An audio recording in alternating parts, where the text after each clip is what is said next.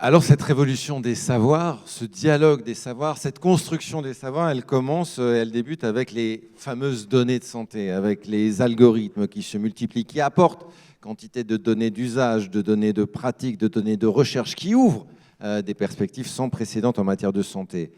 En quoi permettent-ils d'adresser des questions que les savoirs classiques, cliniques ne suffisent plus à adresser? Comment construire un cadre de dialogue et de concertation entre ce monde des données aujourd'hui, ce monde de l'intelligence artificielle demain, pas toujours transparent, pas toujours éthique, et des savoirs académiques? On va en parler avec les invités de cette première séquence du matin. Je vous demande de les applaudir très, très chaleureusement. Professeur Anita Burguin, Dominique Polton, Christine Malaguet me rejoignent sur scène.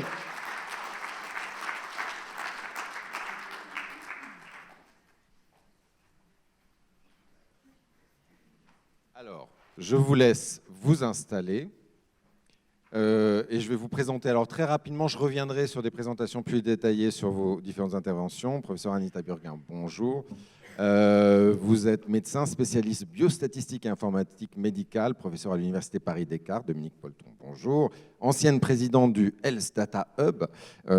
Et Christine Maguet, professeur et titulaire de la chaire Good in Tech à l'Institut Mines Télécom. On a réparé Internet. Ce qui pour le dialogue des savoirs n'est pas rien, et ce qui pour cette séquence n'est pas rien non plus. On va pouvoir juste faire notre petite question test peut-être, pour vérifier que tout le monde maîtrise bien l'outil. On va revenir dessus. Je regarde Capitaine. Est-ce qu'on fait la question test ou est-ce qu'on fait la première question? On fait la première question. On fait des signes. On enchaîne. Alors on va faire la première question. On va faire une question à la salle, et comme ça on va voir si ça fonctionne bien tous ensemble, avant de commencer à aller dans les différentes présentations. Est-ce que vous êtes connectés déjà? Qui n'arrive pas sur le... Ah oui. Ah oui. Alors on refera plus tard. On va parler d'Internet de toute manière, hein, donc voilà, ça ira bien comme ça. On aura différentes interactions et on prendra du coup aussi les questions que vous avez, et on les prendra en mode 20e siècle avec des micros. Ça marche aussi très bien. On va commencer, je disais, cette plongée dans les nouveaux savoirs issus du numérique et de l'intelligence artificielle avec vous, Anita Burguin, expert désigné pour poser le cadre des données de santé et de leur application possible, puisque vous êtes, je peux dire, l'une des pionnières aussi de l'informatique médicale en France. Vous l'accompagnez depuis des décennies, l'essor de cette discipline dans le monde de la santé. Vous avez vu émerger ce continent nouveau des données. Vous participez aujourd'hui activement à ce développement aussi comme hospitalière. Vous êtes maître d'œuvre d'un des premiers entrepôts de données, comme on dit, celui de l'HEGP, l'hôpital Pompidou à Paris. Aussi l'un des plus innovants entrepôts de données et systèmes de données qui est celui de l'hôpital Necker, qui permet d'accompagner notamment le diagnostic de maladies rares. Vous êtes donc particulièrement indiqué pour nous présenter ces nouveaux champs d'expertise, pour montrer ce que justement sont ces données de santé et les types d'usages que l'on peut en faire. Je vous laisse la parole 15 minutes et puis on échangera après. Merci. Donc je vais tester en même temps la technique pour passer les diapos. Donc j'essaye. Ah, donc c'est bon. Donc j'ai testé, ça marche, ça. Donc je vais vous présenter quelques exemples hospitaliers de réutilisation de données de santé pour des bénéfices pour les patients, pour essayer de mieux prendre en charge les patients dans le cadre de la médecine de précision, du diagnostic et de la thérapeutique. Donc, comme on l'a dit, je travaille à l'hôpital européen Georges Pompidou, qui est un hôpital qui fait beaucoup de cardiologie et d'oncologie, et puis à l'hôpital Necker, donc j'aurai des exemples également de maladies rares. Donc, en ce qui concerne les données et les usages, je vais commencer par ce qu'on fait actuellement dans les établissements. Alors, je vous ai présenté ici la grille de l'évaluation des systèmes d'information hospitaliers. Aujourd'hui, les hôpitaux en France sont informatisés. L'hôpital européen Georges Pompidou, par exemple, est informatisé depuis 2000. Il a ouvert avec un dossier patient informatique. Et nous sommes en train d'intégrer toutes ces données dans des entrepôts de données. Et vous voyez qu'il y a plusieurs niveaux qui qualifient le degré d'informatisation l'informatisation des hôpitaux. Et dans les niveaux les plus hauts, donc les niveaux 6 et 7 d'une grille qui est une grille utilisée au niveau international, eh bien, vous voyez qu'il y a deux choses importantes. Il y a d'une part le fait d'avoir des entrepôts de données, d'autre part le fait d'avoir des systèmes d'aide à la décision qui soient intégrés dans les systèmes d'information. Donc ça, c'est les deux points importants sur lesquels on va travailler aujourd'hui. L'autre aspect, c'est que la différence entre le niveau 6 et le niveau 7, c'est la capacité de pouvoir intégrer également les données qui sont les données de la médecine libérale, donc pouvoir faire le lien entre la ville et l'hôpital. Et ça, c'est aujourd'hui un des progrès qui nous reste à faire dans les hôpitaux pour pouvoir avoir l'ensemble des informations. Donc on essaye de le faire, par exemple, sur des données de chimiothérapie. Quand les gens viennent en hôpital de jour, eh bien jusqu'à présent, ce qu'on faisait, c'était de téléphoner aux patients pour avoir un certain nombre d'informations et savoir s'il fallait différer la séance de chimio ou si on pouvait la réaliser. Aujourd'hui, on informatise tout ça et c'est le patient lui-même qui va saisir un certain nombre d'informations et ces informations vont être prises en compte pour décider de maintenir la chimiothérapie ou pas. Alors pour pouvoir faire ça, il y a un certain nombre d'aspects de sécurité informatique à mettre en œuvre, puisqu'on va avoir le système d'information hospitalier d'un côté, et puis les données de l'extérieur de l'autre. Et ça, c'est vraiment un des enjeux, c'est d'avoir ces zones dites démilitarisées, dans notre jargon d'informatique, pour pouvoir justement faire communiquer la ville et l'hôpital. Donc ça, ce sont les données dont on dispose, et ces données, on va les utiliser tout d'abord pour la recherche. En particulier, pour tout ce qui est médecine de précision, on va avoir besoin de disposer de ces gros entrepôts de données, de ces grosses collections de données pour pouvoir mieux comprendre des sous-populations de patients et puis pour pouvoir les prendre en charge de manière très personnalisée, très spécialisée. Donc on le fait par exemple en oncologie. Alors, les oncologues sont les premiers à s'être emparés de ce concept de médecine de précision et l'oncologie de précision est quelque chose qui est en train de se mettre en œuvre aujourd'hui, c'est-à-dire qu'on va prendre en charge le patient en tenant compte précisément de la génomique de la tumeur, en tenant compte précisément des différentes caractéristiques pour pouvoir mieux adapter le traitement. Un exemple, c'est le cancer du côlon, donc, qui est non métastatique, sur lequel on va faire dans un premier temps une radiochimiothérapie à tous les patients. Et puis ensuite, ces patients, ils vont être tous opérés. Actuellement, le protocole, c'est ça, radiochimiothérapie et intervention chirurgicale. Or, on sait que 30% des patients ont une réponse complète à la fin de la radiochimiothérapie. Donc en fait, ces patients-là viennent en consultation, on leur dit, ben voilà, on va vous faire ce protocole, vous allez être opérés, et on sait que 30% des patients n'auraient pas eu besoin de cette intervention. Le problème, ça va être de détecter dès le début quels sont les patients qui vont pouvoir ne pas avoir de chirurgie. Donc là, il ne faut pas se tromper parce qu'effectivement, des patients qui auraient eu besoin d'une chirurgie et qui n'en bénéficieraient pas auraient une perte de chance et donc il faut pouvoir les détecter de façon extrêmement précise. Alors, ce qu'on fait pour pouvoir détecter ces patients-là, il faut avoir l'ensemble des données des patients. Il faut avoir les données qui sont les données de la chimiothérapie, les données de la radiothérapie, mais aussi toutes les caractéristiques du patient, toutes les informations. Donc pour ça, il faut pouvoir créer des entrepôts de données. Ce sont les fameux data warehouse sur lesquels on intègre toutes les informations. Il faut aussi avoir des données qui soient exploitables, donc des données qui aient une sémantique qui soit suffisamment bien définie. Et c'est ce qu'on appelle les ontologies dans le jargon d'informatique. Et il faut pouvoir ensuite appliquer des algorithmes qui sont les meilleurs algorithmes pour pouvoir détecter ces patients-là. Donc c'est ce qu'on est en train de faire. C'est ce que fait aujourd'hui la médecine de précision, en particulier en oncologie, pour pouvoir détecter ces patients et mieux les prendre en charge. On a montré que les entrepôts de données aussi permettaient d'accélérer tout ce qui est recherche clinique. Quand vous avez un entrepôt de données, que vous avez les critères d'inclusion et d'exclusion des essais cliniques, vous êtes en capacité de matcher les deux, de comparer les critères d'inclusion et d'exclusion et les différentes caractéristiques du patient pour accélérer l'inclusion des patients dans la recherche, pour pouvoir leur proposer des essais cliniques. Et ça a été démontré depuis longtemps. Les Américains font ça très bien. Ça a été un des premiers bénéfices qu'ils ont montré de créer des entrepôts de données dans les hôpitaux, c'est de pouvoir proposer plus d'essais cliniques à plus de patients. Donc pouvoir bénéficier, alors là par exemple en oncologie, c'est extrêmement important. Et ce qu'on voit ici, c'est sur cette diapositive, c'est un résultat qui a été mesuré à Vanderbilt. Vous voyez, Vanderbilt, c'est pas Harvard, c'est pas Stanford, c'est un hôpital du Tennessee qui fait beaucoup de pharmacogénétique, qui fait en sorte d'avoir les traitements qui soient extrêmement spécialisés pour les patients. Et ils ont montré que le fait d'avoir un entrepôt de données et une biobanque dans l'hôpital, eh bien, accélérait les essais. Donc, vous voyez la diminution de temps sur la partie droite du graphique. Et vous voyez aussi que le coût est extrêmement inférieur quand on dispose d'un entrepôt de données et d'une biobanque. Donc, on est en train de mettre ça en place également en France. Et il faut bien entendu avoir les consentements pour avoir l'utilisation de toutes ces informations.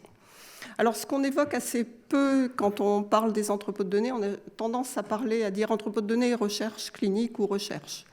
Eh bien, nous, à Necker, on se préoccupe aussi de réutiliser les entrepôts de données pour le soin, pour la prise en charge d'un patient qui vient à l'hôpital aujourd'hui, de réutiliser l'entrepôt de données. Pour ça, on se base sur un article qui est paru en 2011. C'est un article qui a été publié par les équipes de Stanford. Ils ont été confrontés à l'arrivée d'une jeune patiente de 13 ans qui avait un lupus, qui avait un tableau clinique assez sévère avec un syndrome néphrotique, une pancréatite, etc. Donc un tableau clinique sévère et une décision à prendre. Faut-il mettre cette jeune fille sous anticoagulant ou pas ?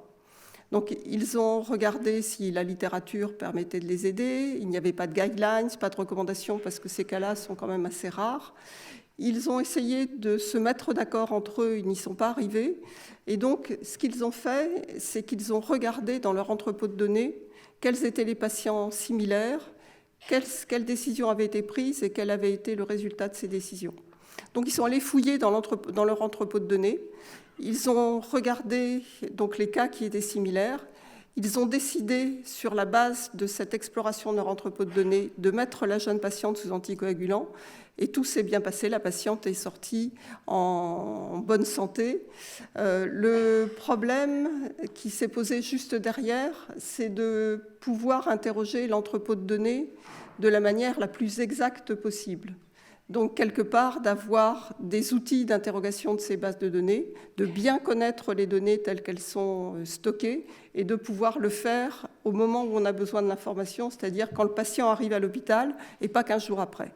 Donc, ça pose une question d'organisation de la prise en charge des patients et c'est quelque chose qu'on est en train de développer à l'hôpital Necker parce que, comme vous le savez, l'hôpital Necker traite des patients atteints de maladies rares. Il y a des patients qui arrivent qui n'ont pas été diagnostiqués pendant longtemps et sur lesquels on va essayer de trouver, dans cette immense collection qui correspond à la totalité des dossiers patients de l'hôpital Necker, on va essayer de trouver des patients similaires et de voir si pour eux on est arrivé à un diagnostic. Donc pour ça, on a développé un système qui s'appelle Doctor Warehouse, qui est un système qui permet d'intégrer l'ensemble du dossier patient, à la fois les résultats de laboratoire, par exemple, mais aussi les textes, parce que nous, cliniciens, quand nous travaillons sur des dossiers qui sont un petit peu complexes, eh bien, nous avons tendance à raconter l'histoire du patient de façon très narrative, et donc il faut pouvoir extraire toutes les informations de ces textes. On a démontré en France et aux États-Unis que 80% de l'information utile pour prendre une décision médicale est dans les textes. Donc c'est hyper important. Ne croyez jamais un système d'aide à la décision qui ne prendrait pas en compte tout ce qu'il y a dans les textes. Donc ce système, eh bien, en fait, il prend tous les signes cliniques des patients et il permet de les décrire. Ça permet, par exemple, ici, pour la mutation qui est la mutation de MECP2, eh bien, de voir tous les syndromes, tous les signes qui sont associés à cette mutation et de pouvoir aller explorer tous ces signes. Alors, qu'est-ce qu'on va faire maintenant qu'on a développé ça ? Eh bien, on va aller plus loin pour essayer de trouver des nouvelles connaissances à partir de ces entrepôts de données. Je vous donne un exemple. On est en train de travailler actuellement à Necker encore sur des ciliopathies. Alors vous savez que je ne sais pas si tout le monde est biologiste ou médecin dans la salle. Donc le cile, vous savez, c'est une partie de la cellule. Vous avez la cellule et puis sur la membrane cellulaire, vous avez des cils. Et donc vous avez une partie proximale du cil, une partie distale et une partie intermédiaire. Et ces différentes parties, en fait, sont régulées par des gènes qui sont des gènes différents. Il y a plusieurs gènes qui sont impliqués dans la régulation, dans le fonctionnement de ces cils. Et quand il y a une mutation sur ces gènes, eh bien, ça va entraîner un dysfonctionnement cellulaire. Et donc, comme les cils sont ubiquitaires dans l'organisme, hein, sur toutes nos cellules, et donc on peut avoir des phénotypes, donc des descriptions cliniques, des tableaux cliniques qui vont être différents, qui vont être multiples et qui vont pouvoir toucher le cerveau, l'œil, le rein, de différents organes. Et donc on se retrouve avec un grand groupe de maladies, avec un nombre de gènes impliqués qui est extrêmement important et un nombre d'organes impliqués qui est extrêmement important également. Donc pour pouvoir apprendre et traiter tout ça, qui est un système extrêmement complexe, eh bien, il va falloir qu'on mette toutes les données ensemble. Donc on ait à la fois les données génomiques et les données cliniques et qu'on les explore de façon à trouver des nouvelles connaissances. C'est extrêmement important parce qu'on est en capacité de trouver des traitements qui vont être utiles pour un grand nombre de patients qui peuvent avoir l'un une rétinopathie, l'autre une atteinte rénale. Et donc on est en train de changer la façon dont on va générer les connaissances, dont on va prendre en charge les patients à partir de ces entrepôts de données. Et donc nous sommes en train de faire ça, et pour ce mécanisme-là, ce qu'on est en train de faire, c'est de chercher des patients similaires. En fait, on a un patient, un petit peu comme ce qu'on fait pour le diagnostic sur cette petite fille de Stanford. En fait, on a des patients atteints de ciliopathie, on va regarder tous les autres patients qui ressemblent dans les entrepôts de données, et on va les tester. On va regarder s'ils ont les mêmes atteintes génétiques ou pas, et on va trouver des nouveaux gènes, et après trouver de nouveaux patients avec un mécanisme comme ça qui va permettre de continuer à apprendre au fil du temps. Alors cette notion de continuer à apprendre au fil du temps, c'est ce qu'on appelle les systèmes de santé apprenants. Donc c'est ce qu'on essaye de mettre en place sur les maladies rares. Ces systèmes de santé apprenants, ce n'est pas un concept nouveau en Amérique du Nord, c'est les Learning Health Systems tels que l'Académie de médecine américaine les a promus en 2007, avec l'idée que nos connaissances médicales, eh bien, elles ne sont pas établies une fois pour toutes, que les données sont en train de s'accumuler sur les patients, et de pouvoir mettre tout ça ensemble, c'est-à-dire on a des nouveaux patients, on apprend des nouvelles choses, on a des nouvelles connaissances, on les applique tout de suite sur les patients, et ça nécessite d'avoir des systèmes d'information qui sécurisent complètement les données, puisqu'on va continuer à apprendre, on ne va pas dire je fais une base de données, je fais mon étude et puis après je passe à autre chose. On a un cercle continu pour continuer à apprendre. Donc c'est très difficile à mettre en place sur le plan de la sécurité informatique, sur le plan de l'acquisition de la confiance. Donc on est en train de le faire en termes de prise en charge des maladies rares. On est en train de développer ce système apprenant pour les maladies rares parce que sur les maladies rares, chaque cas compte. Et en fait, les maladies rares, c'est vraiment un point très important, c'est qu'il y en a un grand nombre et 1 personne sur 20 en France est atteinte d'une maladie rare. Donc, chaque maladie est rare, mais finalement, il est assez commun d'avoir une maladie rare. Alors, l'autre point sur lequel je voulais insister, c'est la partie validation des algorithmes. Une fois qu'on a fait tout ça, eh bien, il faut être en capacité, quand on a des algorithmes, de pouvoir les valider. À partir du moment où on a appris de nouvelles choses et où on a développé un algorithme d'intelligence artificielle, l'enjeu, c'est de pouvoir, avant de le mettre en pratique dans la clinique, c'est de pouvoir le valider. Nous sommes en train de le mettre en place dans le cadre d'un projet sur le cancer. Alors, nous avons pris des données qui arrivent de plusieurs établissements hospitaliers et de centres de lutte contre le cancer. Et donc, on a créé une base de données qui est une base de données collaborative sur laquelle, au lieu de faire venir des startups pour apprendre et créer des nouveaux algorithmes dont on ne sait pas ce qu'ils deviendront après, nous, on va mettre à disposition cette base de données pour que les gens arrivent avec leur algorithme et testent leur algorithme sur nos données. Ça correspond quelque part aux essais de phase précoce des médicaments. Nous allons vérifier, avant d'aller plus loin, avant de passer sur un essai en prospectif, nous allons vérifier que l'algorithme n'est pas toxique, grosso modo. Nous allons vérifier qu'il n'est pas nuisible avant d'aller plus loin. Et si nous sommes en capacité de démontrer que l'algorithme est capable de prédire la non-réponse au traitement standard, par exemple dans le cadre d'oncologie, eh bien, à ce moment-là, on pourra être en capacité de proposer des nouveaux traitements aux patients pour lesquels on aura prédit qu'ils ne répondront pas au traitement standard. Mais vous voyez, cette étape-là de sécurité de l'algorithme, elle est vraiment primordiale. Et je pense que c'est un des gros points de réflexion aujourd'hui que nous avons en tout cas dans les hôpitaux et sur lesquels nous allons monter un réseau de plateformes qui permettront de le faire. Et l'IA, elle va arriver également auprès du patient et il y a un grand nombre de projets aujourd'hui qui visent à non pas mettre l'IA seulement auprès du clinicien, mais aussi directement auprès du patient. Et je vous donne un exemple, là, alors pour une maladie qui est une maladie là, commune, on n'est pas sur les maladies rares, mais on est encore sur la prise en charge à la fois des enfants et des adultes, c'est l'asthme. L'asthme, ça concerne un grand nombre de personnes. Et en fait, aujourd'hui, on sait que plus de la moitié des patients asthmatiques n'ont pas une maladie qui est parfaitement contrôlée. Donc l'idée, c'est de pouvoir mieux contrôler cette maladie, faire en sorte qu'il n'y ait pas d'exacerbation, qu'il n'y ait pas d'hospitalisation, enfin que le patient puisse rester chez lui avec un asthme bien contrôlé, une activité physique qui soit sans risque, etc. Et donc on est en train de travailler, alors là avec un partenariat public-privé, avec une société qui s'appelle Capcode, qui a développé un système qui s'appelle Connectin, c'est un inhalateur connecté.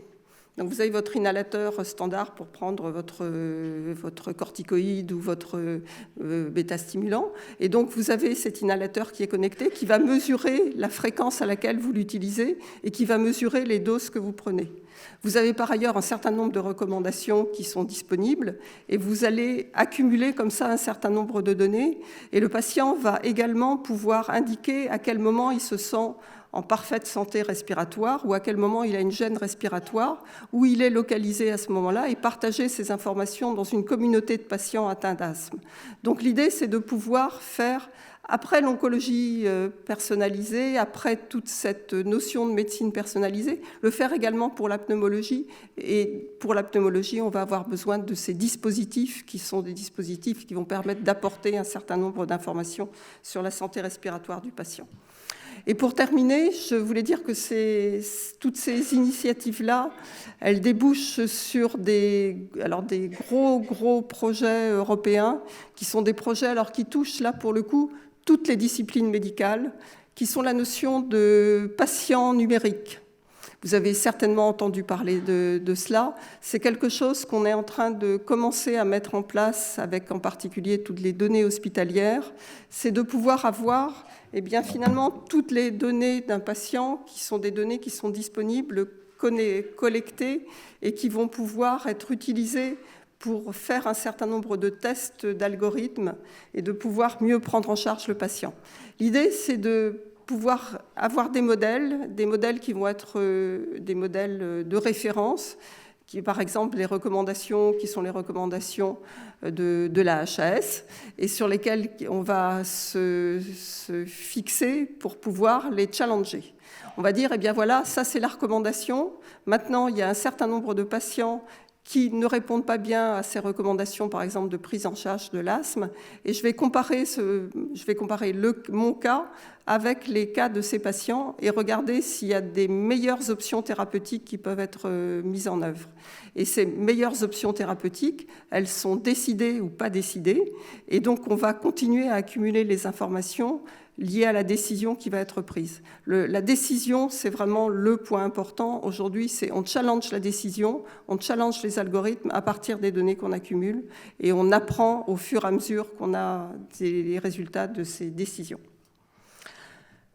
Voilà, je vous remercie de votre attention. Je pourrais plus parler encore beaucoup plus longtemps. Merci. Merci beaucoup, professeur, pour ces explications. On voit bien justement, et vous le dites, qu'avec ces données à l'échelle de ces établissements, on peut avoir vraiment de nouveaux savoirs qui améliorent la pratique prédictive des traitements, améliorent l'inclusion en recherche, les diagnostics compliqués. Ce sont des aides à la décision, ce sont des aides au dialogue. Peut-être très rapidement, on prendra les questions de la salle à l'issue des 3 présentations, mais très rapidement, aujourd'hui, vous le dites, c'est 30 à 50% du temps de travail d'un clinicien, c'est de la gestion, de la collecte et du renseignement de données sur les patients. Ce sont des acteurs clés pour cela. Vous avez assisté depuis des décennies à l'émergence de ces sciences informatiques dans le monde de la santé. Elles y sont très présentes avec de beaux horizons.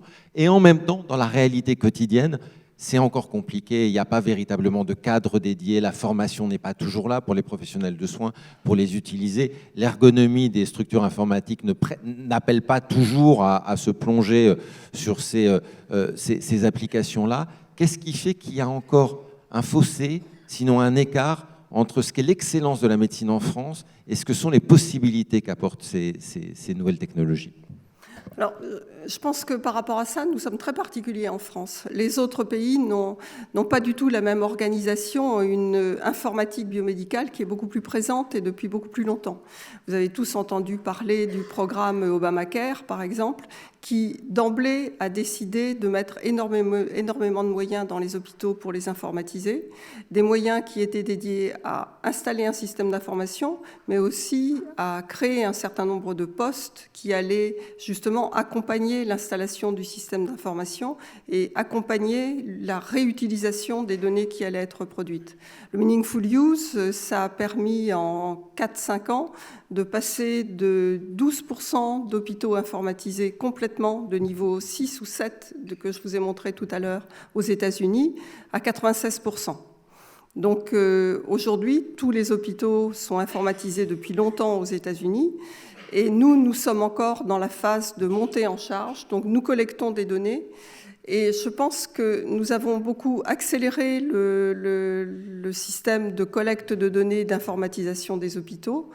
Malgré tout, nous sommes partis avec un petit peu de retard et des systèmes qui n'ont pas été toujours mis sur mesure parce que justement nous étions à démarrer tard, nous avons voulu rattraper ce retard en allant vite.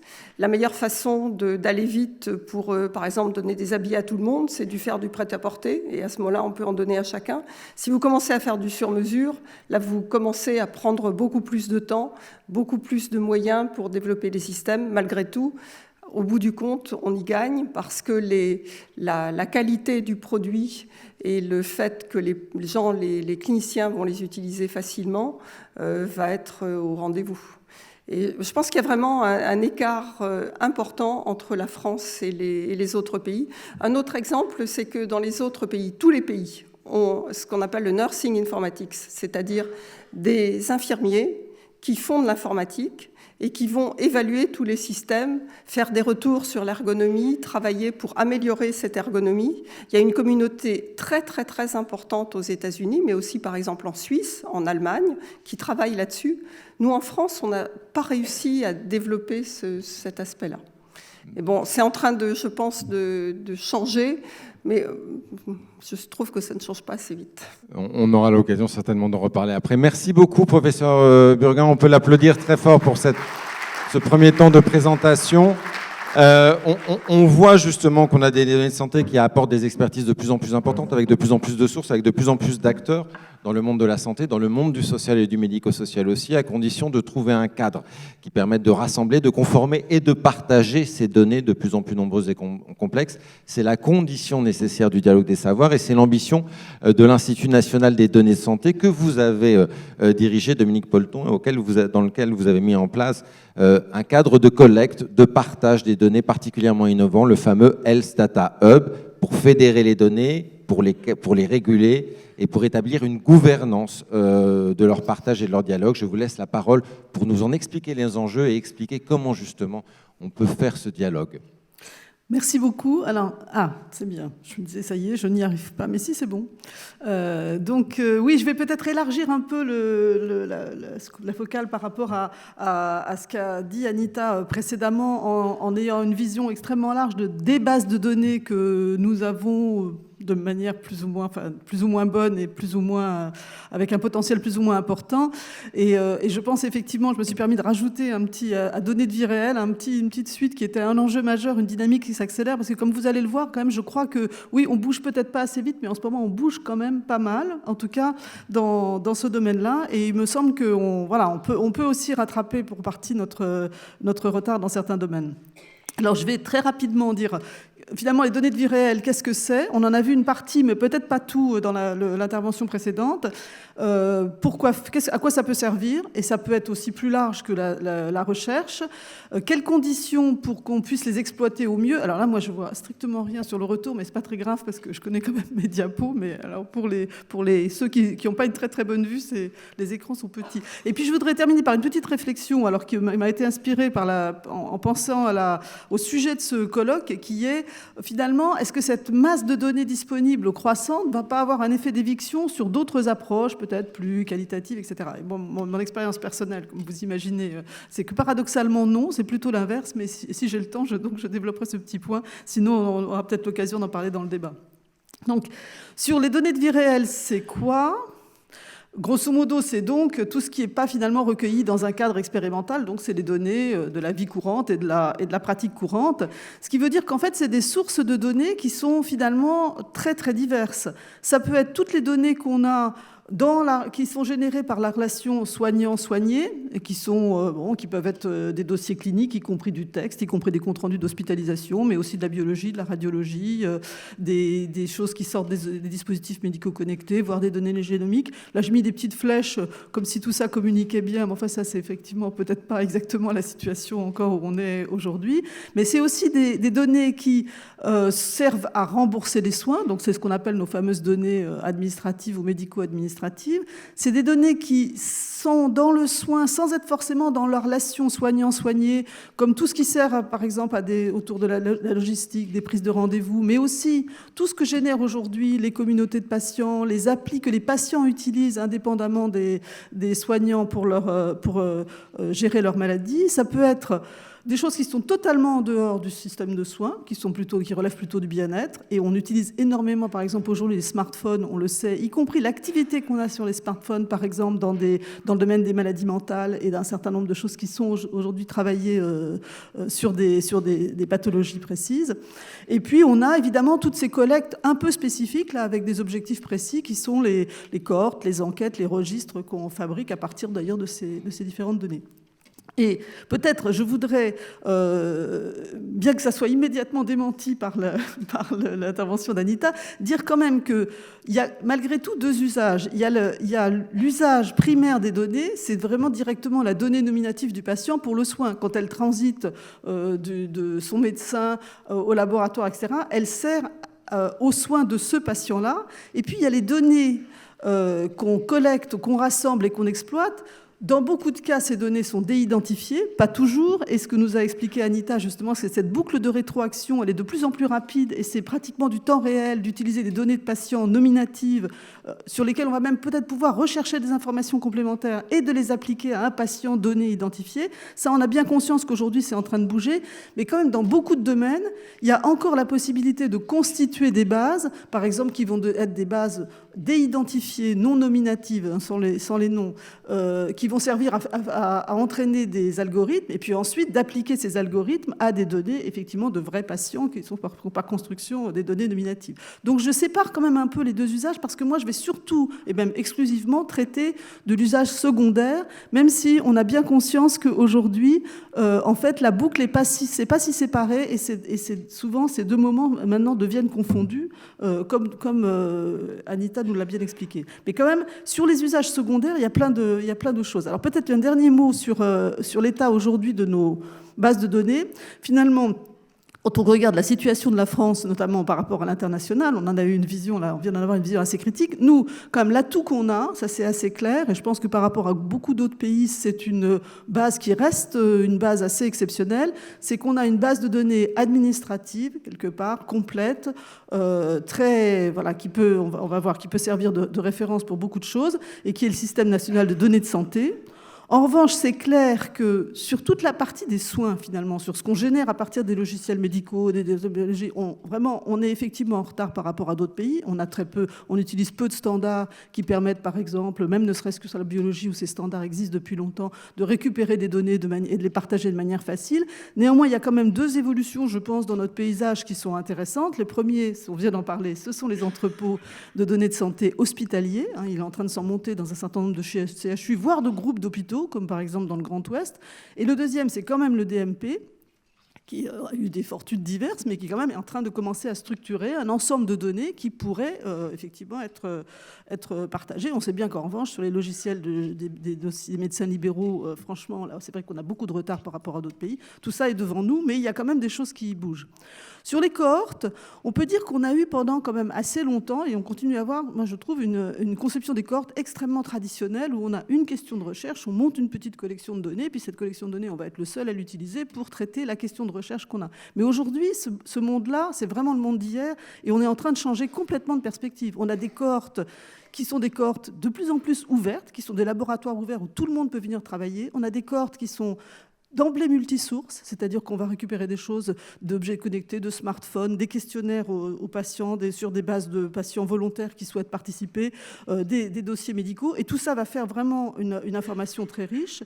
On a aussi, et ça c'est quand même une nouveauté, de plus en plus de choses qui viennent justement des patients, comme on l'a dit déjà dans le début de la journée. On a par exemple Moi Patient ou d'autres, Moi Patient qui est effectivement une initiative pour collecter des données patients et essayer de les traiter. Traiter au service de questions de recherche ou de questions d'analyse de la situation des patients sur telle ou telle pathologie. On a par exemple Compare qui a l'ambition qui a aujourd'hui je crois 35 000 données de 105 000 patients dans la base, de demander à des patients volontaires de pooler leurs données avec les données justement de l'entrepôt de la paix avec des données cliniques. Et ces systèmes-là sont en train de se développer à grande vitesse, avec des très grandes cohortes aussi, alors qu'avant on avait des petites collections de données de 100 patients et on était déjà content. Donc le paysage des cohortes change beaucoup. Juste un mot sur le système national de données de santé. Aujourd'hui, juste pour redire ce que c'est, en fait, le système national de données de santé, ce sont des données donc dites administratives, c'est-à-dire finalement qui servent à d'autres objectifs que les soins, notamment au remboursement. Aujourd'hui, donc, on a des données qui sont nos feuilles de soins, on a les données qui sont contenues dans les factures hospitalières, et on y a rajouté récemment, en les chaînant, les données qui sont contenues dans les certificats de décès. Il y a 2 autres sources qui vont venir s'agréger, qui sont des données sur le handicap provenant des maisons départementales des personnes handicapées et qui sont aujourd'hui en cours de test à l'assurance maladie. Et puis, là je ne sais pas exactement quel est l'horizon, un échantillon aussi de remboursement des organismes complémentaires qui seront appariés avec les données de remboursement. Et ça, si vous voulez, toutes ces données-là sont appariées, mais de manière anonymisée, enfin pseudonymisée, au niveau individuel. Donc on a une base, si vous voulez, de 67 millions de personnes, qui est une base, sa grande force, si vous voulez, c'est que c'est une base complète qui n'a pas de biais de sélection. Tout le monde y est, par construction, et donc il n'y a pas de perdu de vue, il n'y a pas de biais de sélection, et il y a quand même maintenant environ 12-13 ans d'historique, puisqu'elle a commencé à être opérationnelle vers 2006. Donc ça, c'est sa force. Évidemment, c'est inutile de parler du fait de dire que ce ne sont que des données très limitées, puisque par construction, il y a des données qui servent au remboursement. Ce ne sont pas des données cliniques, il n'y a pas d'antécédents, il n'y a pas de facteur de risque, il n'y a pas beaucoup de données sociales. Mais l'intérêt de ces données, d'abord, on peut en faire des choses directement, mais on peut aussi s'en servir de socle, par exemple, pour créer un registre de pratiques sur tel ou tel aspect et vérifier, par exemple, la complétude du registre. Est-ce qu'on a des biais dans le recueil? Donc c'est aussi, ou avoir un groupe témoin tiré dans cette base-là. Donc c'est aussi une base, si vous voulez, qui peut servir à s'adosser pour créer des données plus riches. Et puis, je ne vois pas du tout... Ah oui, si.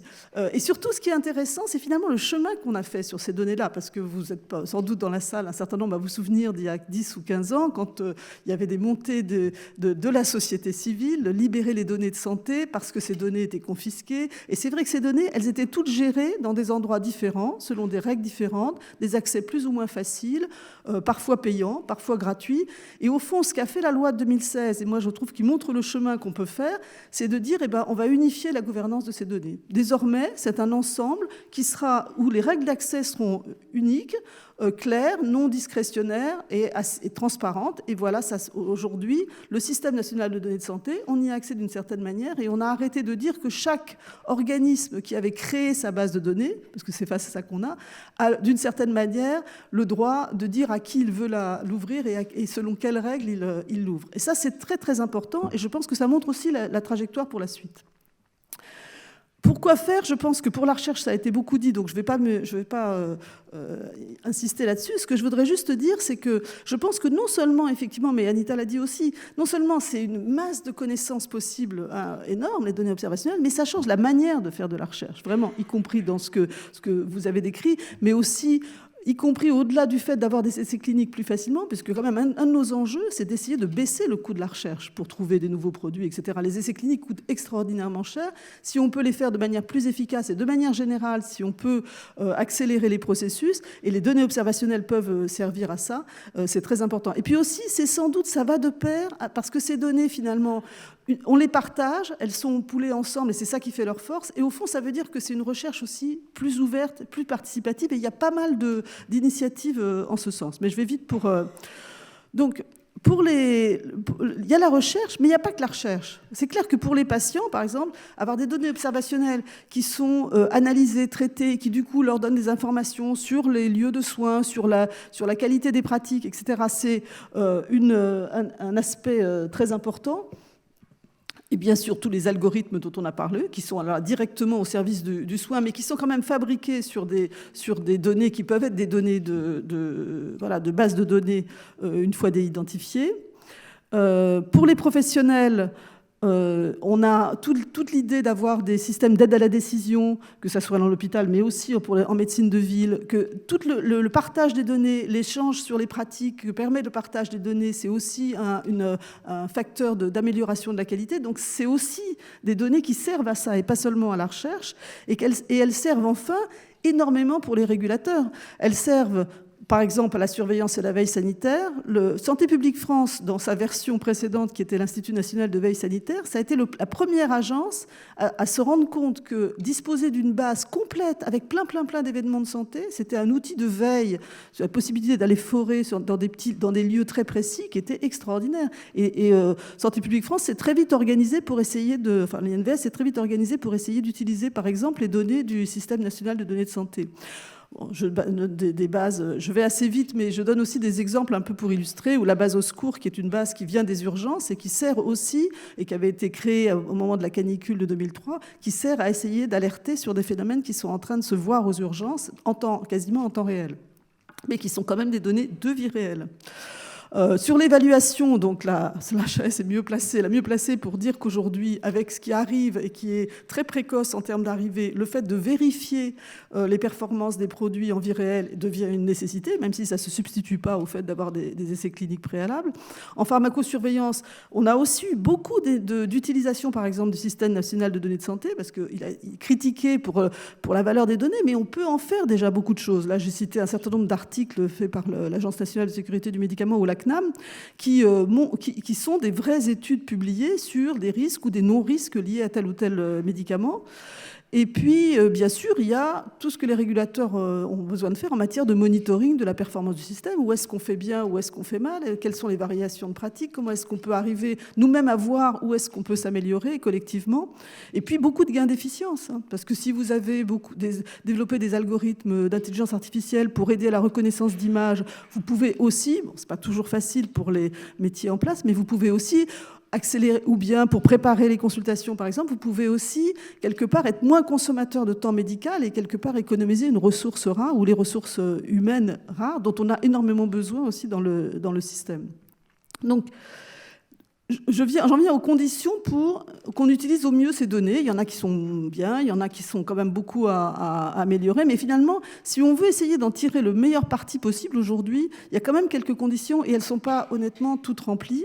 Et c'est ça qui est un peu devant nous comme ambition. La première, ça a l'air d'être, c'est monsieur de la Palisse, mais c'est quand même qu'on puisse y accéder. Ça a été une problématique qu'on a eue et que beaucoup d'entre vous connaissent sur les données administratives. C'est finalement qui peut y avoir accès et pour faire quoi.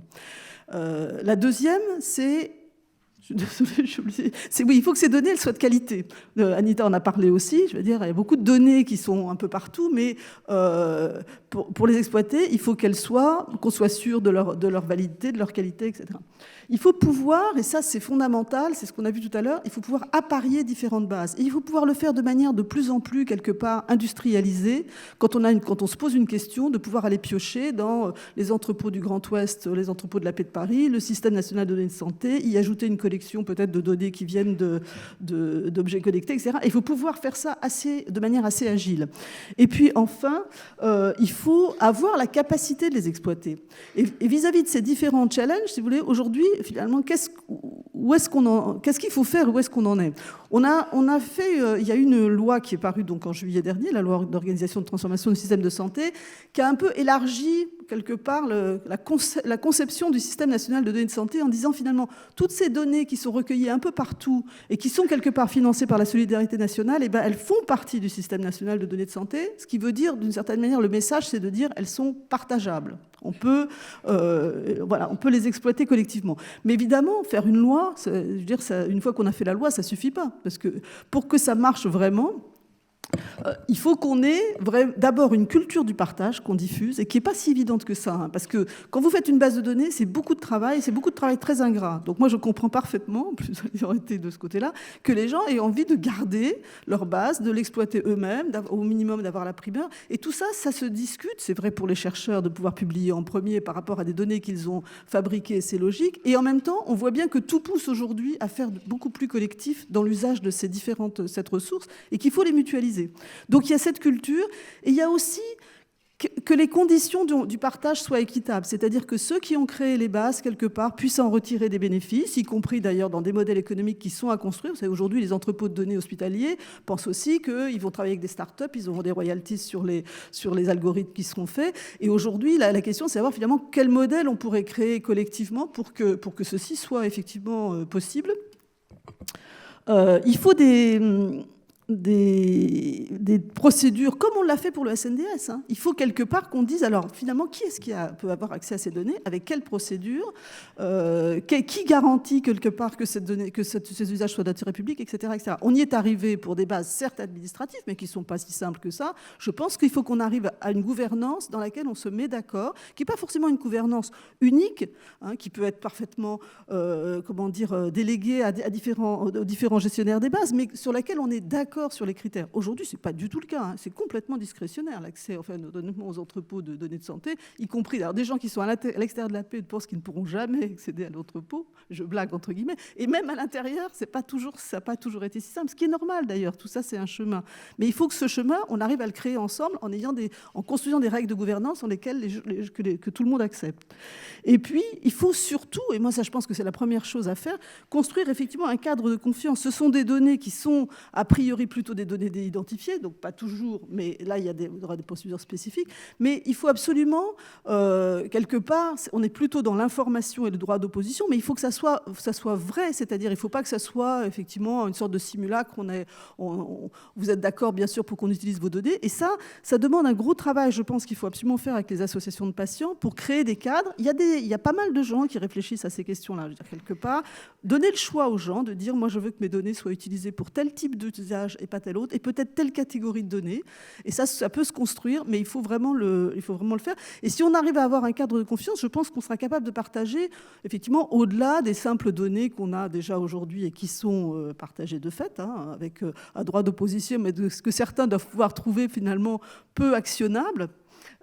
Et c'est absolument nécessaire pour qu'on le fasse, parce que sinon on se retrouvera comme les Anglais, ça leur est arrivé il y a quelques années quand même, avec un backlash complet sur une initiative qui était pour eux une initiative pour le bien de tout le monde, consistant à collecter des données partout et faire une grande base, et ça a très très mal marché, c'est-à-dire qu'il y a eu une levée de boucliers des professionnels et des patients, et ils étaient obligés de repartir en arrière et de recommencer avec beaucoup plus de concertation. Pour le fait que les données soient exploitables, il faut qu'elles soient de qualité. Il faut soutenir les producteurs. Je pense que ça fait partie vraiment... Je pense que c'est fondamental. Si on ne soutient pas les producteurs, on n'aura pas des données... Il faut mettre effectivement de la ressource chez les producteurs de soins et pas seulement chez les utilisateurs. Parce que parfois, on oublie que quand même cette couche-là, elle est très compliquée à faire bien. Il faut construire, je le disais, des modèles de valorisation, y compris économique. Il faut diffuser des standards. Bon, ça, c'est un truc sur lequel la France, quand même, a été plus timide que d'autres pays.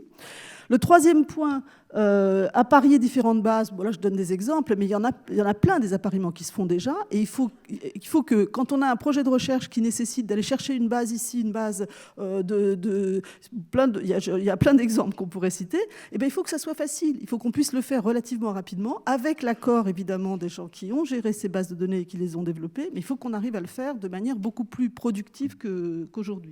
Et puis, il faut qu'on ait la capacité de les exploiter. Ça ne va pas de soi, parce que même le système national de données de santé, aujourd'hui, c'est une base compliquée. Les gens qui s'y sont attaqués, et qui notamment ont essayé de faire du big data dessus, il y a des équipes de recherche de l'école polytechnique, c'est des bases qui ne sont pas du tout faites pour faire ça. Et il y a un gros travail quelque part, de mise en forme de ces bases-là, de construction de variables de composites, etc. Ce travail-là, d'abord, on a quand même un problème sans doute global un peu d'expertise et de ressources humaines, y compris d'ailleurs dans le secteur public. Je pense que là, il faut vraiment que l'ensemble de la sphère publique soit quand même outillé pour utiliser ces bases. Mais il y a aussi un problème de mutualisation des savoirs sur ces bases-là. Parce que beaucoup de gens sont devenus assez experts, ont créé pas mal de choses à partir de ces bases, et on a aujourd'hui un manque un peu d'animation de cet écosystème qui utilise les bases pour mettre en commun ces algorithmes, Ça existe un peu. Par exemple, vous avez un réseau comme RedSiam, je pense la HAS doit sans doute participer, qui est un réseau qui regroupe des agences et des chercheurs pour essayer de définir les meilleurs algorithmes pour identifier des pathologies dans les données médico-administratives. Bon, c'est un début, mais des choses comme ça, on peut en faire beaucoup, et ça aidera énormément à l'exploitation de ceux qui ne sont pas les plus... Et voilà, tout ça, c'est l'ambition du Health Data Hub, qui n'est pas, alors je le dis parce qu'Anita, on avait un petit échange, qui n'est pas du tout une grande aspiration de données dans une grande base centrale, mais qui est au contraire, c'est vrai, qui se veut, comme état d'esprit et philosophie, d'être une plateforme de facilitation des relations entre les producteurs des bases, les utilisateurs, les citoyens, pour essayer d'accélérer notre usage de ces collections de données. Merci. Merci beaucoup. Merci beaucoup, Dominique Polton. On aura l'occasion d'en reparler tout à l'heure. On va avancer vers notre troisième présentation. On voit bien que, et vous l'avez montré, qu'il y a des usages de plus en plus nombreux, des données de plus en plus nombreuses qui se jouent dans le monde de la santé et aussi du médico-social, des usages de plus nombreux, et un cadre de dialogue à trouver pour faire dialoguer ces savoirs ensemble. On l'a vu au niveau hospitalier avec Anita Burguin. On le voit de manière plus globale avec vous et ce Health Data Hub qui pose un cadre et qui pose aussi des questions, celle des moyens que l'on donne aux acteurs pour mettre en place des données de qualité, celle d'une gouvernance partagée pour que chacun ne le fasse pas un petit peu à sa sauce, et d'un cadre de confiance à mettre en place pour que l'ensemble des acteurs comprennent exactement ce que sont les enjeux et ce qu'est leur cadre d'acceptation par rapport à ces enjeux-là. Évidemment, tout ça, ça suppose aussi et ça appelle aussi à des expériences nombreuses, un cadre pour parler, et puis aussi une réflexion éthique à porter pour accompagner le développement de ces algorithmes, le développement de ces données, le développement de cette intelligence artificielle demain, pour éviter les biais, pour éviter les dérives de plus en plus nombreuses et menaçantes qui se font jour autour de l'exploitation de ces données en santé et dans le médico-social. Je vais laisser la parole à vous, Madame Balaguer. Vous travaillez depuis de nombreuses années sur les usages de ces technologies en santé, qu'il s'agisse des réseaux sociaux, qu'il s'agisse des objets connectés, et vous avez monté la chaire Good and Tech, qui est le premier centre, je dirais, d'expertise et de recherche en France sur ces questions d'éthique des algorithmes. Je vous laisse la parole pour nous permettre d'éclairer ces problématiques et les cadres possibles d'encadrement de ces nouveaux savoirs. Voilà, merci. Donc, on a vu dans les deux présentations précédentes, je dirais, le champ incroyable d'innovation et d'amélioration des soins grâce à l'intelligence artificielle, grâce à l'usage des données. Et effectivement, la France est en train de bouger vraiment sur ce sujet. On sait aussi aujourd'hui, et ça va être le propos de ma présentation, que ces données, l'usage massif de ces données et l'intelligence artificielle présentent également un certain nombre de risques, et il est intéressant de voir que les connaissances sur les risques potentiels de ces technologies progressent, s'accumulent aujourd'hui, et il me semble très intéressant d'avoir aussi une progression de ces connaissances dans le cadre de prise de décision, notamment évidemment dans le domaine du médical. Alors, je vais passer assez vite sur ce slide, mais on est, ça a été montré précédemment, mais on est déjà dans cette médecine basée sur l'intelligence artificielle et sur les données. C'est une réalité, et je vais plutôt prendre le point de vue du patient, quelque part, dans cette vision de cette médecine basée sur des données de l'intelligence artificielle. Donc des données patients, on peut avoir aujourd'hui beaucoup d'objets connectés qui permettent de capter un certain nombre d'informations, mais souvent ces capteurs, comme je le montre sur la gauche, captent des données. On pourra parler des problèmes de qualité de ces données ou de sécurité de ces données, mais on oublie simplement le patient. Et donc la première question qu'on peut se poser dans cette médecine data-driven, c'est quelle est la place de l'humain, quelle est la place du patient, y compris déjà dans la collecte des données. Et puis évidemment, l'intelligence artificielle commence à poser des questions dès qu'on arrive sur des types de décisions du type celle qui est dans le schéma du milieu, c'est-à-dire un algorithme qui va être prédictif de la mort du patient. Donc ça, c'est par exemple, ce sont des algorithmes qui existent dans certains services de cardiologie aux États-Unis, où quand vous arrivez que vous avez un problème, on calcule votre probabilité de mourir dans l'heure qui suit et vous êtes traité prioritairement en fonction du résultat de l'algorithme. Et donc là, on voit très bien qu'on touche tout de suite des questions éthiques, en particulier eh bien, la question des faux négatifs. Si vous êtes effectivement faux négatif, ben, vous risquez effectivement de ne pas être traité en priorité alors qu'il aurait fallu vous traiter en priorité. Donc là, on touche des sujets extrêmement sensibles. En même temps, les services qui ont mis en place cet algorithme aux États-Unis affirment qu'ils ont sauvé des vies et que cet algorithme leur a permis de mieux gérer certains patients. On a également la génomique qui permet des avancées spectaculaires dans le domaine de la recherche médicale, ou des sociétés comme TerraPanacea qui permettent aujourd'hui, au travers d'algorithmes d'intelligence artificielle sur l'imagerie médicale, de personnaliser les doses de radiothérapie, donc des progressions évidemment très intéressantes.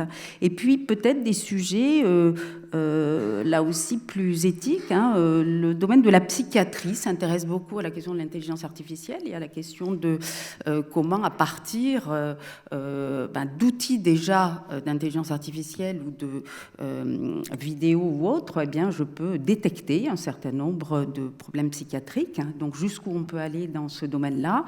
Et vous avez à droite Predigraft, donc qui est un algorithme d'intelligence artificielle basé sur plusieurs années de recherche, mais qui permet de prédire le taux de survie des patients après une greffe du rein. Et donc, à ce moment-là, effectivement, on voit comme conséquence qu'on peut sélectionner, ou plutôt choisir tel ou tel patient pour la greffe du rein en fonction des résultats de l'algorithme.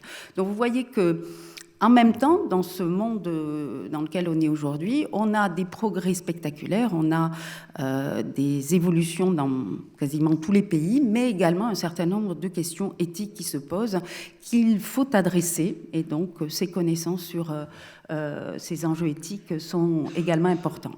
Alors, qu'est-ce qu'on appelle réflexion éthique dans le domaine médical ? Ça, c'est un sujet extrêmement connu, mais on va le confronter à cette vision de l'intelligence artificielle. Eh bien, les valeurs fondamentales de la réflexion éthique dans le domaine de la santé, c'est le respect, je le rappelle, de 4 grands principes.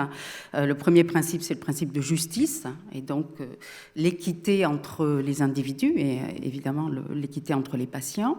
Le principe d'autonomie, qui est d'ailleurs le principe qui a beaucoup nourri le RGPD, la loi européenne sur les données, qui est le respect de la vie et l'autonomie du patient et l'autonomie aussi du professionnel de santé. Le principe de bienfaisance, qui est-ce que lorsque je développe des technologies, en particulier l'intelligence artificielle, eh bien, j'apporte une utilité, j'apporte vraiment une bienfaisance, mais il n'est pas suffisant. Il n'est pas suffisant aujourd'hui de prouver qu'on apporte une valeur ajoutée, mais il faut aussi prouver au travers de ces technologies, ou en tout cas réfléchir très sérieusement au principe de non-malfaisance, c'est-à-dire est-ce que je suis aussi capable d'évaluer le fait que cette technologie peut générer des effets très négatifs et peut-être aussi déterminer le niveau d'effets négatifs que l'on peut atteindre. Et donc là, on peut avoir tout simplement un principe de précaution qui est de dire, tant que je n'ai pas tous les éléments de mesure des effets négatifs, eh bien, je peux considérer que cette technologie ne doit pas être mise en place, par exemple. Alors, par rapport à ces 4 enjeux, je vais essayer de développer 4 aspects de l'intelligence artificielle et de l'utilisation massive des données qui peuvent menacer ces grands principes et donc sur lesquels un certain nombre de connaissances aujourd'hui existent et qu'il faut faire progresser. Les questions d'équité, elles sont menacées par aujourd'hui les biais potentiels ou les effets de discrimination potentiels liés aux algorithmes. Et donc, je reviendrai sur ce sujet tout à l'heure. La question d'autonomie des patients ou des professionnels de santé, elle est liée aujourd'hui à ce que l'on appelle les bulles d'enfermement des algorithmes. C'est-à-dire, est-ce que l'individu, que ce soit le patient d'ailleurs ou que ce soit le professionnel de santé, est toujours libre de penser, d'agir librement par rapport à cette question. La question de la bienfaisance, c'est lorsqu'on a aujourd'hui des algorithmes extrêmement opaques qui sont des boîtes noires, que le patient ne comprend pas très bien, d'ailleurs on lui explique assez peu, et puis que parfois les professionnels de santé ne comprennent pas non plus. Finalement, est-ce qu'on est toujours bienfaisant? Est-ce qu'on est sûr d'être bienfaisant lorsqu'on met en place ces algorithmes? Et le principe de non-malfaisance, c'est plutôt sur la question de la prise de décision. On sait aujourd'hui que la plupart des algorithmes comporte des jugements de valeur, des opinions, et donc quelles conséquences va avoir une prise de décision basée sur ces algorithmes lorsqu'on a ces opinions encapsulées. Donc il y a d'autres enjeux, mais ce sont les principaux enjeux sur lesquels je vais m'arrêter. Alors la question des biais, ça a été évoqué précédemment. La question des biais, elle se pose d'abord sur la base de données de départ, avec quelques biais que je vais essayer de décrire. Donc le premier a été évoqué précédemment, un garbage in, garbage out, c'est-à-dire si vous avez des données de mauvaise qualité au départ, eh bien l'algorithme risque d'être impacté et risque de comporter des biais à la sortie. Et donc ce travail sur la qualité de données est un travail important qu'il faut vraiment mener. Il y a un biais qui est intéressant dans les bases de données aujourd'hui utilisées dans les algorithmes, c'est le biais de variables omises. Donc généralement on travaille sur des données qui ne sont pas toujours complètes, et le fait d'omettre une variable peut générer des effets de discrimination. Et ce point-là est assez important aujourd'hui parce qu'on est souvent contraint par le RGPD, et donc un certain nombre de données sensibles, ou si les données sont anonymisées par exemple, font qu'on risque de faire tourner des algorithmes sur des données où cette variable sensible va être cachée, et donc on n'est pas capable de mesurer si effectivement l'algorithme est discriminant ou pas discriminant, et il se peut que cet algorithme, comme je vais vous le montrer tout à l'heure, discrimine certains types de populations. Les biais de sélection, ils sont un peu liés aux biais de variables omises, donc c'est le fait typiquement de développer un algorithme sur une population donnée, typiquement une pathologie ou des patients par exemple sur la région parisienne et pas sur toute la France. Et donc est-ce que l'algorithme va aussi bien générer d'aussi bons résultats lorsque j'élargis la base de données. Et puis des biais d'endogénéité qui commencent à être documentés aujourd'hui, c'est cette idée que les algorithmes tournent sur des données passées. Donc l'idée de départ, c'est que les données passées vont expliquer le taux de prédiction, mais on peut aussi se poser des questions sur cette idée-là. En tout cas, ça peut être débattu, c'est-à-dire qu'on peut imaginer que les données présentes ou l'anticipation du futur est un peu plus prescriptif ou prédictif que les données passées. Alors, en dehors de cette question de biais de données qui menace donc ce principe d'équité, il y a quand même toute la question derrière de la sécurité des données, notamment dans le domaine de la santé, du stockage des données, et puis de l'anonymisation et de la réidentification. Je travaille dans un groupe qui s'appelle la CERNA, qui est Comité d'éthique de la recherche sur le numérique, et on est en train de sortir un rapport sur l'anonymisation. Alors, on parle beaucoup des données anonymisées, pseudonymisées, mais on oublie qu'en même temps que la progression des techniques d'anonymisation, il y a toute une progression extrêmement forte et beaucoup de recherches menées, beaucoup de connaissances qui avancent sur la réidentification des données. Et donc, il faut aussi tenir compte à la fois des recherches sur l'anonymisation, des techniques d'anonymisation, mais aussi de tout ce qui se passe sur la réidentification pour être sûr que les données sont bien anonymisées. Voilà. Voilà. Pardon.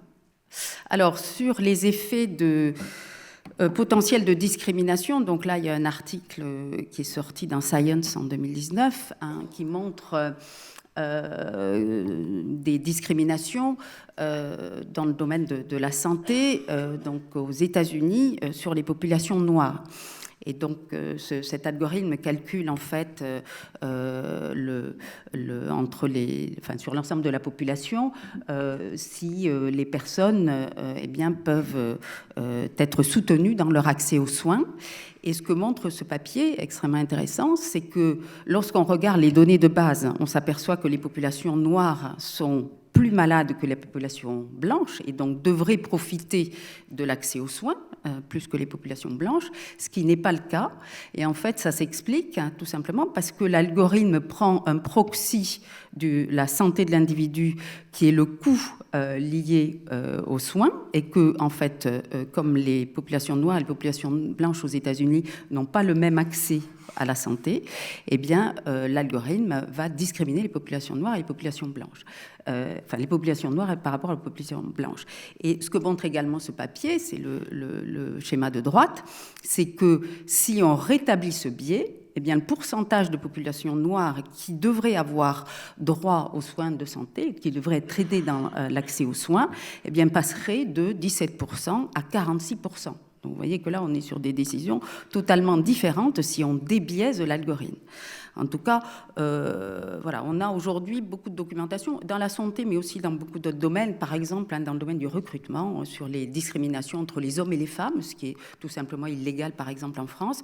Donc, on a beaucoup de documentation et beaucoup de papiers qui sont en train de sortir sur les effets discriminants des algorithmes entre des populations, sur des minorités ou sur des populations aujourd'hui fragiles. Donc, il faut s'assurer que ces algorithmes ne discriminent pas. Sur la question de l'autonomie, donc aujourd'hui, il y a toutes ces questions des bulles d'enfermement, alors qui ont beaucoup été démontrées et publiées dans le cadre de Facebook, mais le cadre des algorithmes de recommandation qui en santé sont en train vraiment de se développer, soit à base d'objets connectés, soit à base tout simplement d'analyse de données, eh bien, pose la question de l'autonomie, c'est-à-dire quelle est la prise de décision. Par exemple, on travaille avec un groupe de jeunes diabétiques sur Toulouse, où en fait, comme il y a très peu de pédiatres diabétologues, eh bien, une partie de l'hôpital a été déportée sur des dispositifs connectés avec un accompagnement d'éducation thérapeutique, et on s'aperçoit que finalement, le fait que tout devienne donné, tout devient algorithme de recommandation, fait que finalement, bien, même le jeune patient diabétique fait confiance entièrement à la donnée qui est la donnée de la machine, et donc perd quelque part de sa capacité d'agir. Et donc, quelle est l'autonomie du patient par rapport à tout ça, et quelle est également l'autonomie du professionnel de santé qui reçoit aussi quelque part des algorithmes de recommandation sur des systèmes de recommandation. Alors, je voulais aussi remettre ça dans un cadre plus large d'une étude qu'on a faite il y a un peu plus d'1 an sur plus de 1000 malades chroniques, pour dire que tous ces outils aussi d'intelligence artificielle, de données massives, qui arrivent dans le domaine de la santé sont quand même très très loin de ce que vit le patient aujourd'hui. On a fait juste une grande enquête donc sur un peu plus de 1000 malades chroniques, et on a montré une typologie de la manière dont les malades chroniques utilisent les technologies. On voit que plus de 72%, enfin à peu près 72% des malades chroniques en France, eh bien, sont très peu connectés en termes d'usage, et donc cette fracture, elle est quand même très très importante. Et on a pu mesurer aussi les effets de l'usage des technologies des patients sur la manière dont ils gèrent leur santé. Eh bien, on voit que les effets sont extrêmement faibles. Ils ont une capacité d'agir légèrement supérieure, on a ce qu'on appelle l'empowerment un peu plus important, mais ça impacte assez peu, que ce soit la relation patient-médecin ou d'autres critères comme ce qu'on appelle le self-efficacy. Donc, aussi un monde qui est aujourd'hui en train d'arriver très fortement côté professionnel de santé, avec des patients qui sont quand même aussi très éloignés, et donc la prise en compte des patients dans, je dirais, le développement de ces technologies d'analyse de données massives et d'IA, eh bien, doit tenir compte du patient. Alors, le grand sujet aujourd'hui, c'est l'explicabilité des algorithmes. On a quand même des algorithmes qui sont, on le sait, principalement des boîtes noires. Et donc, il se peut que demain, eh bien, un médecin dise, alors j'ai pris l'exemple de Google exprès, mais bonne nouvelle, d'après Google, vous n'avez rien. Est-ce qu'on est rassuré, pas rassuré? Voilà, on peut se poser des questions. On n'en est évidemment pas du tout encore là. Mais aux États-Unis, on peut se poser des questions, hein, puisqu'il y a quelques jours, le 12 novembre, a été publié le fait que Google avait signé un accord avec plus de 150 hôpitaux aux États-Unis avec un accès aux données massives de patients sans consentement du tout de ces patients. Hein. Voilà, et donc, qu'est-ce que on peut espérer de ces algorithmes, si ce n'est au minimum de l'explicabilité. Alors ce terme explicabilité, c'est pas de la transparence, hein, c'est pas exactement la transparence du code et le fait qu'on puisse accéder au code, ça je crois qu'il y a un consensus maintenant sur ce sujet, mais c'est la question de expliquer comment ça fonctionne, hein.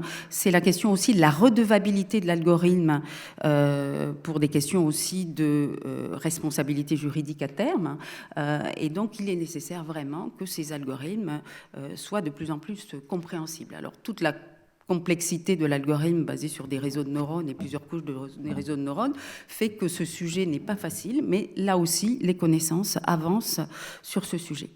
Alors, cette explicabilité des algorithmes, elle est indispensable aussi à l'appropriation par les professionnels de santé. Et là, je vous montre le cas d'un algorithme qui est assez intéressant en termes de décision médicale. Et donc, ces questions éthiques, elles doivent être absolument adressées si ces algorithmes se développent.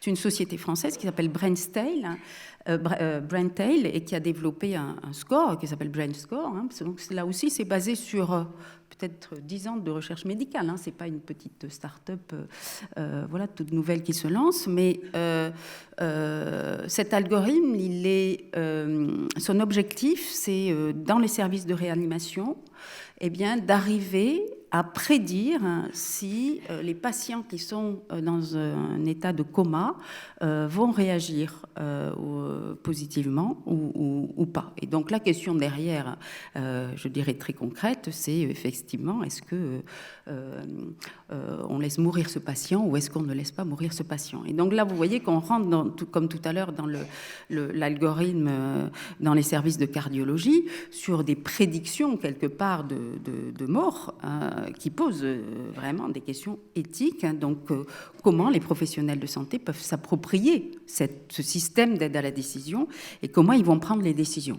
Et donc ça, dans le cadre d'évaluation, évidemment, on doit tenir compte du fait de qu'est-ce que devient une décision d'un professionnel de santé dans ce cadre-là, et puis quelle est la place du patient, ou en tout cas l'explicabilité aussi qu'on va fournir à la famille et au patient. Enfin, dernier sujet que j'évoquais tout à l'heure, donc les opinions encapsulées dans les algorithmes. Alors ça concerne moins la santé que d'autres secteurs, mais quand même, on peut ici se poser un certain nombre de questions. Je prends, donc ça c'est un article qui est paru en 2011, sur tout ce qui concerne l'imagerie médicale, mais on pourrait généraliser ça à d'autres types d'algorithmes dans le domaine de la santé.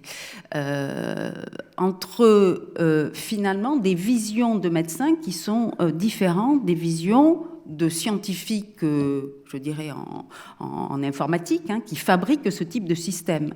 Lorsqu'on a une imagerie médicale, par exemple dans le cadre d'un cancer, hein, eh bien, on va avoir un système hein, qui va permettre de détecter des zones qui sont des zones qu'on va considérer comme pathologiques ou pas pathologiques, hein, et on va avoir cette fameuse mesure des faux négatifs et des faux positifs.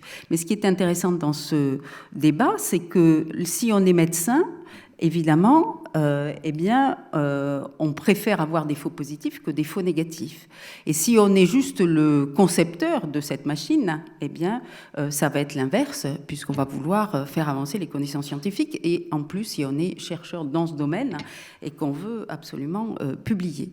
Et donc, il est clair que la construction de ces algorithmes, et c'est aussi le propos que je voulais avoir par rapport à ces opinions de valeur, doit se faire de manière pluridisciplinaire. Ces connaissances doivent se faire et ces décisions sur l'imagerie ou d'autres systèmes doivent se faire de manière pluridisciplinaire et non pas évidemment par domaine scientifique. Et donc ça, la pluridisciplinarité dans le domaine pour faire avancer les connaissances en termes d'éthique et des conséquences de l'intelligence artificielle sont vraiment importantes.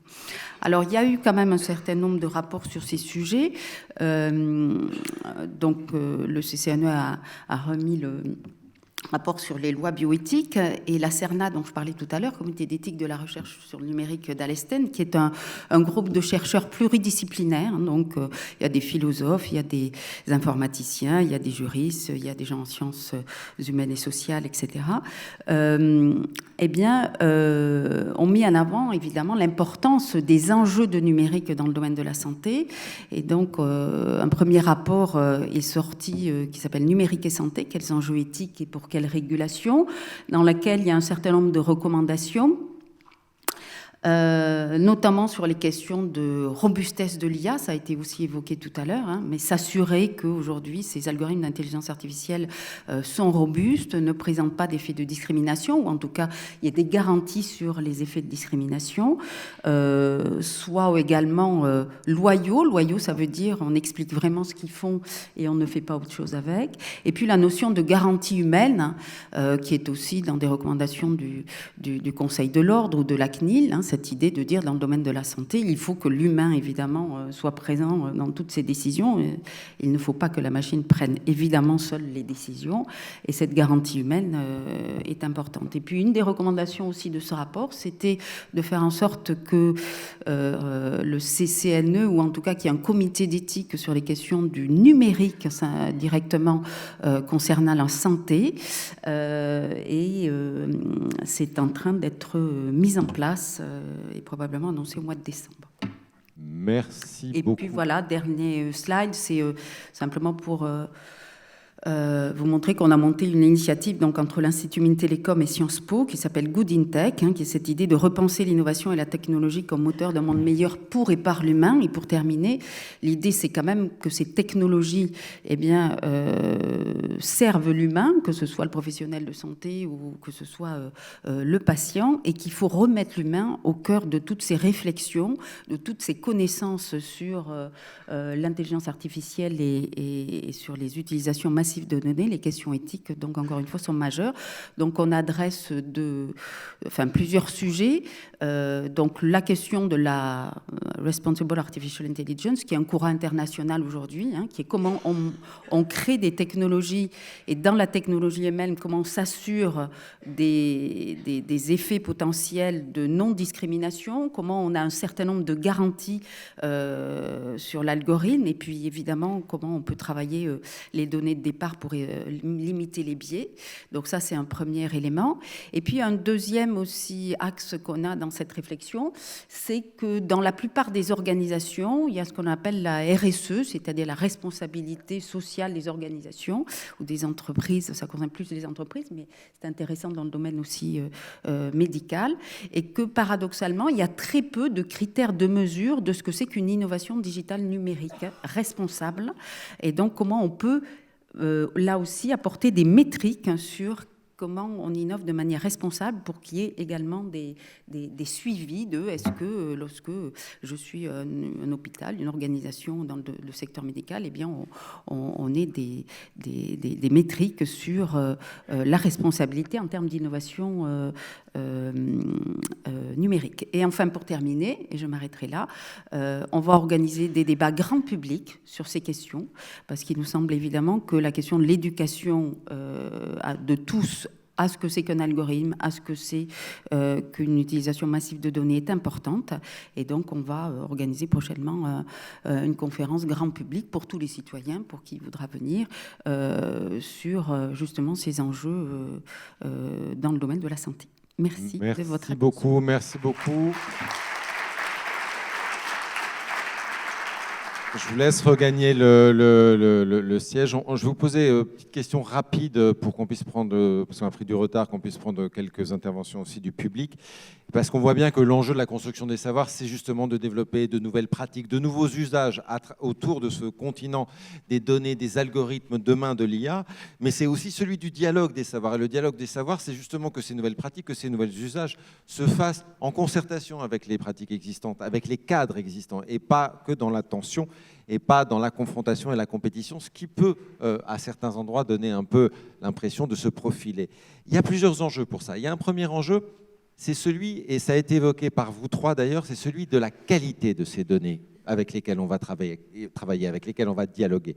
Alors, ça pose un vrai problème, parce que soit on a des données dont on veut attester de la qualité, mais dans ce cas-là, ça va prendre du temps, et on sait que les algorithmes, les IA, ils ont besoin de beaucoup de données pour avancer, pour progresser. Il faut les nourrir, il faut leur donner de la donnée à ces fameux algorithmes-là. Donc, est-ce qu'on leur donne plein de données au risque finalement de ne pas toujours s'assurer de la bonne qualité des données et de la pleine qualité des données, ou est-ce qu'on contrôle tout au risque de ralentir le rythme de ces innovations-là?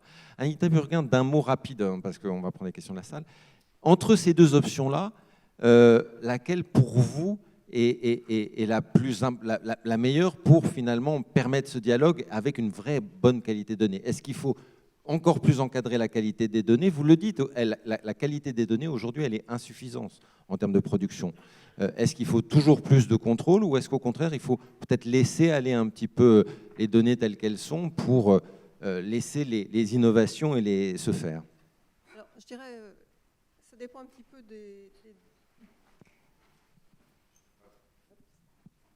Ça dépend un petit peu des données dont on veut parler, de type d'algorithme.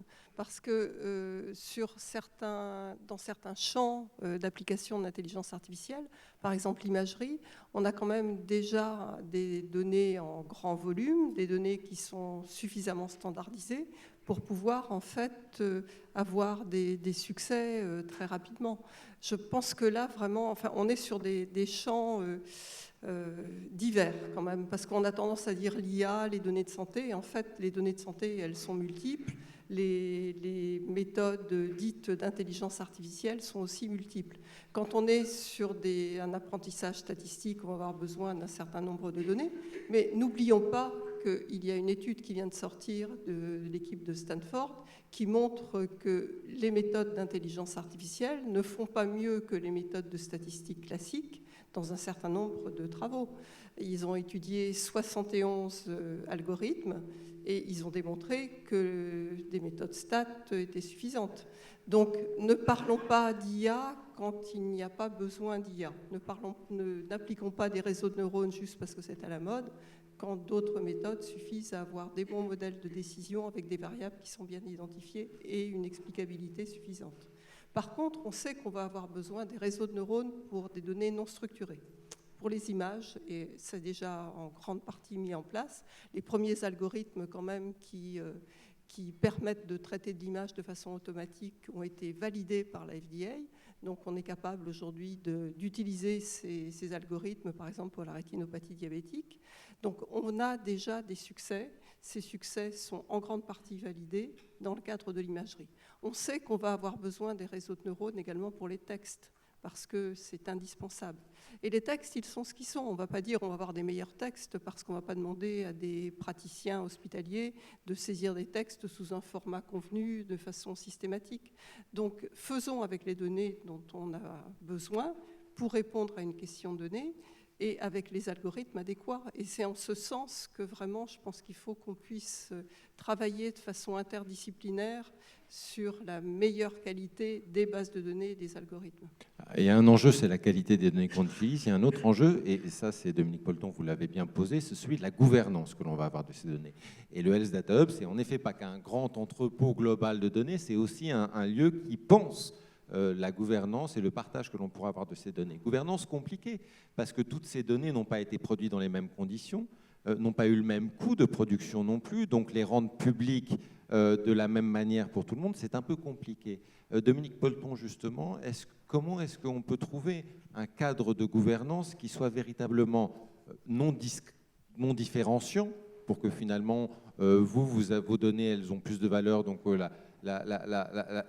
l'ouverture va être plus longue, vous, elles ont moins de valeur, donc plus rapide. Vous dites il faut que ce soit un cadre de partage qui soit tout de même assez uniformisé pour que ça ne parte pas un peu dans tous les sens. Est-ce qu'il y a des exemples à l'étranger intéressants? Et comment est-ce qu'on peut faire un cadre de gouvernance qui rompe avec la culture du quant à soi, qui est encore aujourd'hui très fortement celle de la production de données?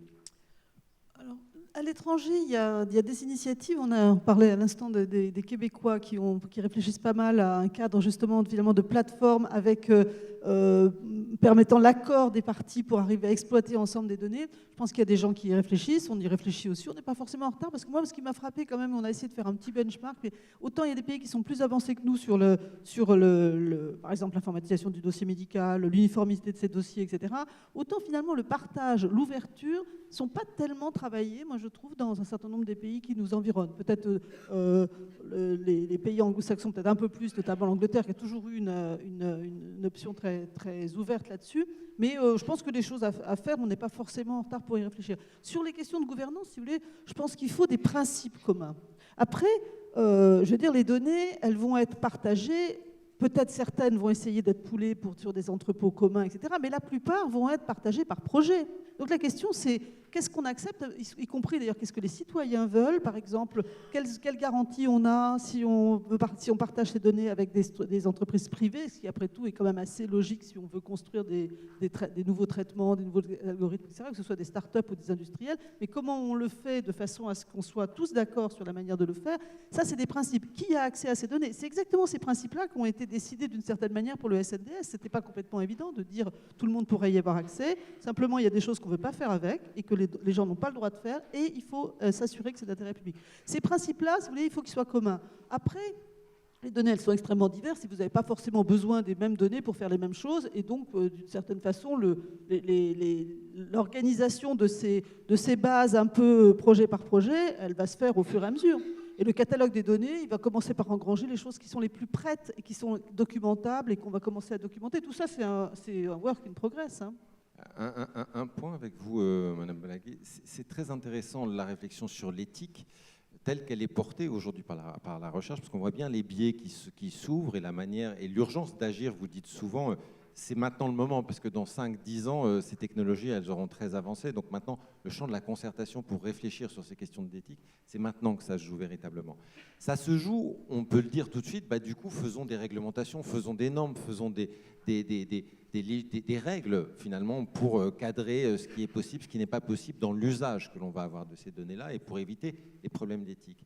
Vous montrez bien à travers votre présentation que ça va être une problématique de réglementation, peut-être, et le RGPD existe déjà pour ça, mais aussi une question de sensibilisation, de formation et de mobilisation des acteurs de terrain, notamment les entreprises avec la RSE, peut-être aussi avec la formation d'un certain nombre de professionnels, pour améliorer l'usage de ces données et pas simplement le réglementer.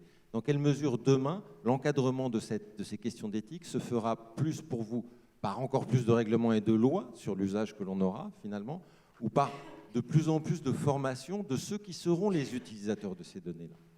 Je crois qu'il faut des trois, mais ça fait longtemps que je travaille sur les questions numériques et la régulation du point de vue de l'utilisateur, elle n'est jamais suffisante. C'est-à-dire que, évidemment, la régulation, même si aujourd'hui le RGPD est vraiment très intéressant et a bougé quand même la manière d'utiliser ces données, mais il arrive finalement assez tard. Les données, elles sont utilisées depuis bien longtemps et on est en train, on le voit là, d'utiliser largement l'intelligence artificielle et il n'y a pas de régulation là-dessus. Et elle viendra, mais donc la régulation, évidemment, c'est une possibilité, mais du point de vue de l'utilisateur, elle n'est jamais suffisante pour que l'utilisateur soit réellement protégé. Et donc c'est là où on parle plutôt d'éthique que de loi, en fait, parce qu'un premier niveau d'éthique, c'est d'être RGPD compliant, ou de juste respecter la loi, mais ça n'est pas suffisant. Et la notion d'éthique, c'est d'aller beaucoup plus loin, c'est de dire non, on doit adresser ces questions pour le bien de tous et que pour que tout le monde soit protégé, et que surtout les décisions soient prises avec toute l'information nécessaire.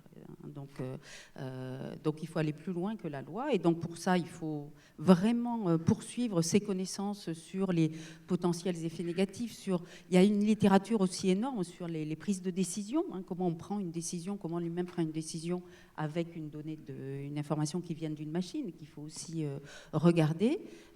Et puis la question de l'éducation, elle est vraiment majeure, mais là, nous, on est à l'Institut Mines-Télécom ou à Sciences Po, on a développé beaucoup de cours sur ces questions et sur ces enjeux, mais il faut continuer auprès de tous les étudiants. Plus largement, il faut organiser des grands débats. Et là, je prends l'exemple quand même du Québec. Québec a des avancées assez intéressantes, hein. Ils ont quand même organisé beaucoup de débats grand public pendant 2 ans pour arriver à la déclaration de Montréal sur l'intelligence artificielle responsable. Ils continuent ces démarches de débat grand public. Et notamment, ça aboutit après ces grands débats, ces concertations avec la population, à des recherches extrêmement concrètes, comme par exemple sur l'intelligence artificielle, la question du métaconsentement, hein, c'est-à-dire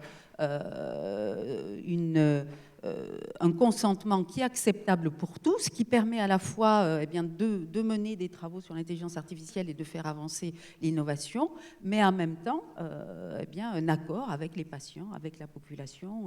Et cette culture n'est pas suffisamment développée en France. Voilà, cette idée de ce qu'on appelle l'éthique à la Habermas, hein, l'éthique par le débat, par la concertation.